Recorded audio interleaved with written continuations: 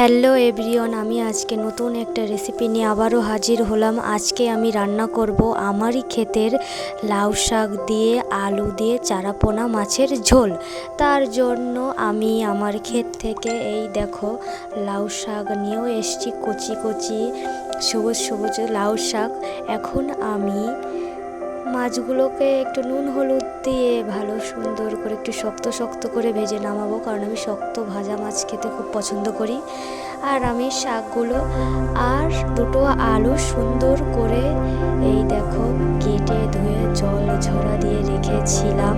এখন আমি রান্নাটা শুরু করব।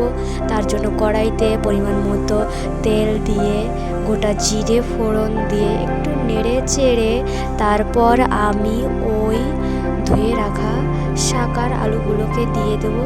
একটু নাড়াচাড়া করে আমি পরিমাণ মতো হালকা সামান্য নুন হলুদ গুঁড়ো দিয়ে একটু নেড়ে চেড়ে সুন্দর করে একটু নেড়ে চেড়ে নিব, যাতে সকল সবজির গায়ে নুন হলুদটা লেগে যায়। হলুদ লাগার পরে তারপর আমি একটু ঢাকনাটা দিয়ে দেব। ঢাকনা দেওয়ার কিছুক্ষণ পরে আমি আবার ঢাকনাটা তুলে নিলাম।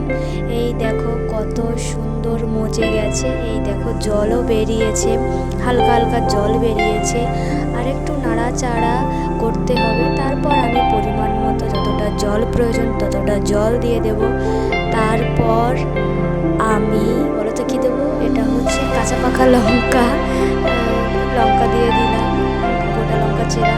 তারপর পরিমাণ মতো হলুদ গুঁড়ো দেবো, নুন দেবো, দিয়ে একটু সামান্য নাড়াচাড়া করতে হবে। নাড়াচাড়া না করলে তো হবে না রান্নাটা, না তো জল দিয়ে সব কিছু দিয়ে নাড়াচাড়া করে নিলাম।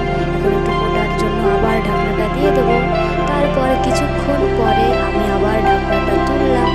এই দেখো কত সুন্দর আলুগুলো গলে গিয়েছে। এখন আমি সেই ভাজা মাছগুলোকে দিয়ে দেবো, দিয়ে আরেকটু সুন্দর করে নাড়াচাড়া করতে হবে, আরেকটু ফোটাতে হবে। এই দেখো ফাইনালি আমার রান্না প্রায় কমপ্লিট, এখনও কমপ্লিট হয়ে পারেনি। আমার রান্নাটা প্রায় কমপ্লিট, এই জন্য আমি এখন নামিয়েও নিয়েছি।